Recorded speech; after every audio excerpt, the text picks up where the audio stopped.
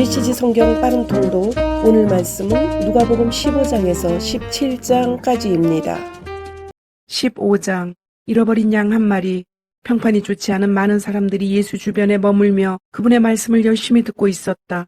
바리새인과 종교학자들은 이것이 전혀 달갑지 않았다. 그들은 화가 나서 투덜거렸다.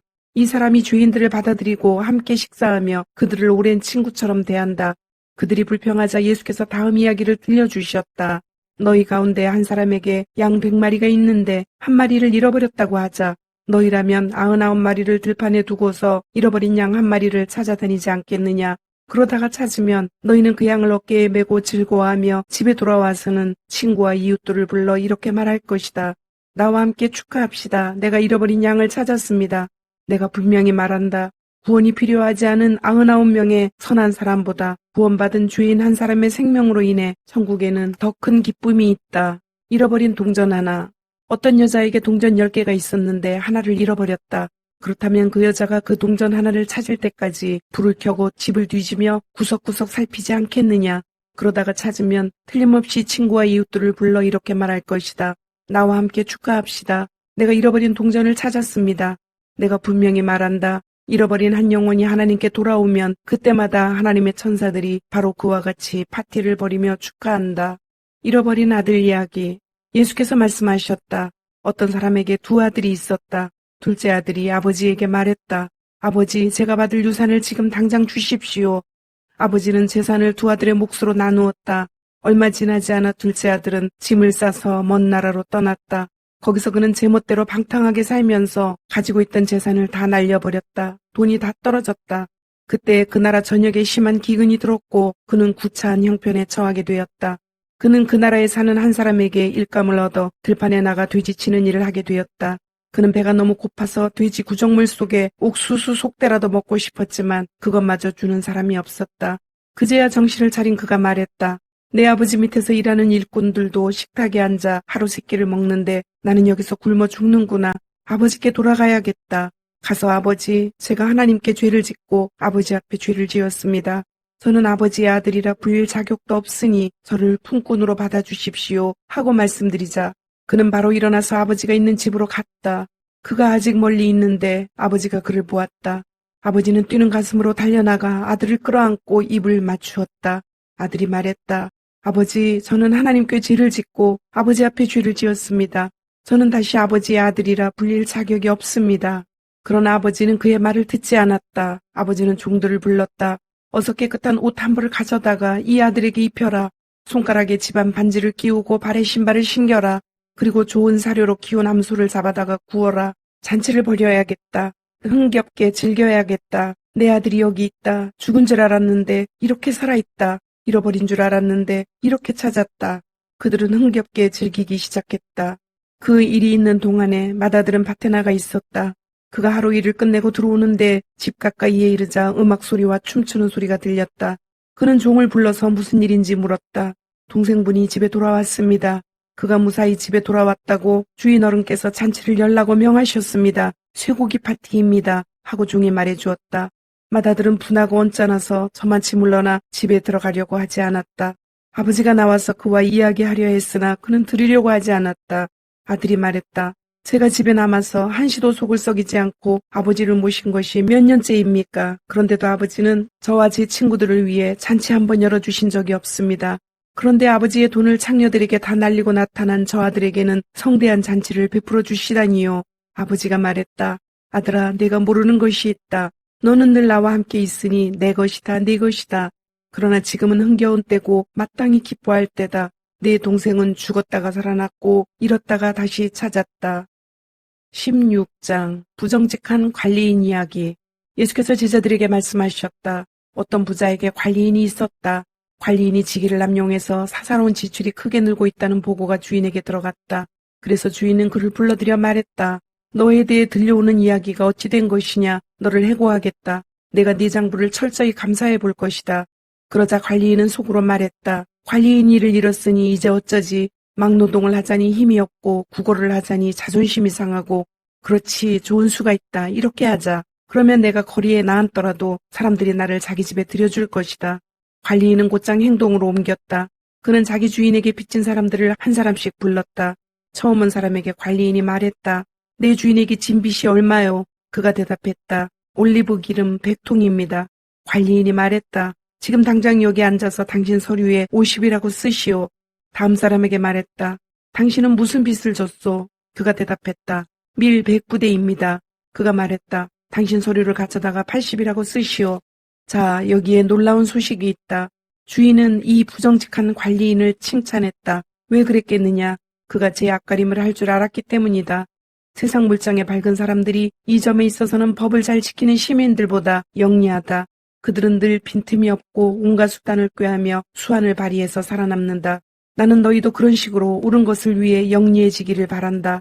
모든 역경을 생존을 위한 창조적인 자극제로 삼고 가장 본질적인 것에 너희 관심을 집중하여라. 그러면 너희는 선한 행동에 만족하면서 그저 그렇게 사는 것이 아니라 참으로 살게 될 것이다. 하나님은 내면을 보신다. 예수께서 계속해서 말씀하셨다. 너희가 작은 일에 정직하면 큰 일에도 정직할 것이다. 너희가 작은 일을 속이면 큰 일도 속일 것이다. 너희가 작은 일에 정직하지 못하면 누가 너희에게 가게를 맡기겠느냐? 두 명의 사장을 위해 일하는 직원은 없다. 하나는 미워하고 하나는 사랑하거나 하나는 떠받들고 하나는 얕보게 된다. 너희가 하나님과 은행 둘 다를 섬길 수는 없다. 돈을 밝히는 무리인 바리새인들이 이 말씀을 들었다. 그들은 눈을 부라리며 그분을 현실을 모르는 대책 없는 사람으로 치부해 버렸다. 그러자 예수께서 그들에게 말씀하셨다. 너희는 다른 사람들 앞에서 자신을 그럴듯하게 보이는 데는 달인이다. 그러나 하나님은 겉모습이 아니라 내면을 보신다. 이 사회가 보고 대단하다고 이르는 것을 하나님은 꿰뚫어 보시고 터무니없다 하신다. 하나님의 율법과 예언자는 요한에서 절정을 이루었다. 이제 하나님 나라의 기쁜 소식이 전파된다. 이것은 모든 사람의 마음을 끄는 초대다. 하나님의 율법이 한 글자라도 달아 없어지기 전에 먼저 하늘이 풀어지고 땅이 녹아내릴 것이다. 이혼법 규정을 구실 삼아 정욕을 덮으려는 것은 간음이다. 결혼법 규정을 구실 삼아 정욕을 덮으려는 것도 간음이다. 부자와 나사로. 어떤 부자가 있었는데 그는 최신 유행하는 값비싼 옷을 입고 과시적으로 돈을 쓰면서 하루하루를 허비했다. 나사로라는 가난한 사람이 그의 집 문 앞에 버려져 있었는데 온몸이 종기투성이었다. 부자의 식탁에서 떨어지는 부스러기로 끼니를 때우는 것이 그 인생의 소원이었다. 그에게 다가가서 그 몸에 난 종기를 핥는 개들이 그의 가장 가까운 친구였다. 그러다가 이 가난한 사람이 죽었고 천사들에게 이끌려 아브라함의 품에 안겼다. 부자도 죽어서 땅에 묻혔다. 지옥에서 고통받던 부자가 눈을 들어 멀리 있는 아브라함과 그 품에 안긴 나사로를 보았다. 그가 외쳤다. 아버지 아브라함이여 불쌍히 여기시고 자비를 베풀어 주십시오. 나사로를 보내서 그 손가락에 물을 찍어 제 혀를 시원하게 해 주십시오. 제가 이 불 속에서 몹시 괴롭습니다. 그러자 아브라함이 말했다. 얘야, 너는 사는 동안에 좋은 것을 받았고 나사로는 나쁜 것을 받았다는 사실을 기억하여라. 여기는 그렇지 않다. 여기서는 그가 위로를 받고 너는 고통을 받는다. 게다가 너희와 우리 사이에 큰 수렁이 있어서 우리 쪽에서 너희에게 가고 싶어도 갈 수 없고 너희 쪽에서도 아무도 우리에게 건너올 수 없다. 부자가 말했다. 그러면 아버지, 부탁이 있습니다. 5 형제가 있는 내 아버지 집으로 나사로를 보내주십시오. 그가 그들에게 진실을 알리고 경고해서 그들만큼은 이 고통의 자리에 오지 않도록 해주십시오. 아브라함이 대답했다. 그들에게는 진실을 말해줄 모세와 예언자들이 있다. 그들한테 들으면 된다. 그가 말했다. 저도 압니다, 아버지 아브라함이여. 하지만 그들은 듣지 않습니다. 죽은 자들 가운데서 누군가 일어나 그들에게 간다면 그들도 자신들의 행실을 고칠 것입니다.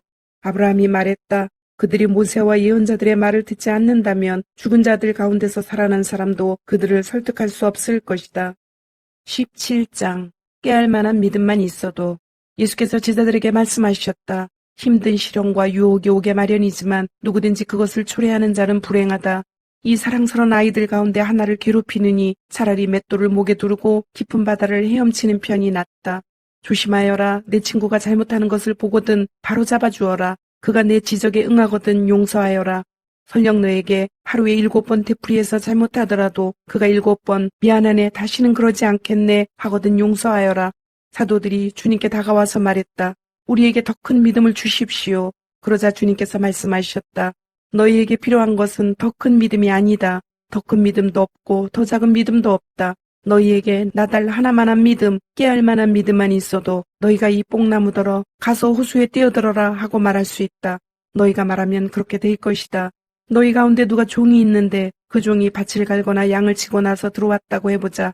너희라면 그의 겉옷을 받아주고 식탁을 차려주며 그에게 앉아서 먹으라 하겠느냐. 오히려 저녁을 준비하여라. 옷을 갈아입고 내가 커피를 다 마실 때까지 식탁에서 시중 들어라. 그런 다음 부엌에 가서 저녁을 먹으라 하지 않겠느냐. 종이 당연히 해야 할 일을 했다고 특별히 감사를 받더냐. 너희도 마찬가지다. 너희는 당연히 해야 할 일을 끝내고 나서 일을 마쳤습니다. 명령하신 대로 우리가 했습니다. 하고 말하여라. 예수께서 예루살렘으로 가시는 길에 마침 사마리아와 갈릴리 경계를 넘어가셨다. 예수께서 한 마을에 들어가시다가 나병 환자 10명을 만나셨다. 그들은 거리를 두고 서서 목소리를 높여 외쳤다. 주 예수여, 우리를 불쌍히 여겨 주십시오. 예수께서 그들을 유심히 보시며 말씀하셨다. 제사장들에게 가서 너희 몸을 보여라.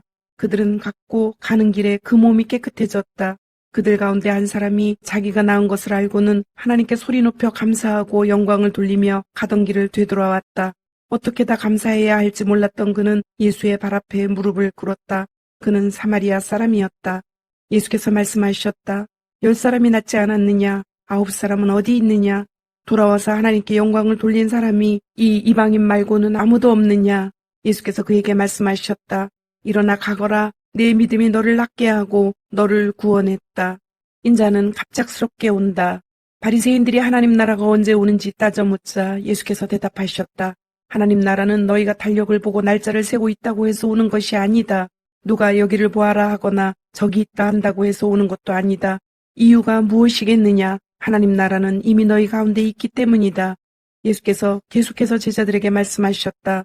너희가 인자의 날들 중에 단 하루라도 보고 싶어 애타게 사모할 때가 오겠으나 보지 못할 것이다. 사람들이 너희에게 저기를 보아라 하거나 여기를 보아라 할 것이다. 그런 허튼 말에 절대 속지 마라. 너희가 보러 나간다고 해서 인자가 오는 것을 볼 수 있는 것은 아니다. 인자는 올 때가 되면 온다. 번개가 한 번만 쳐도 온 하늘이 환해지지 않느냐. 인자의 날도 그럴 것이다.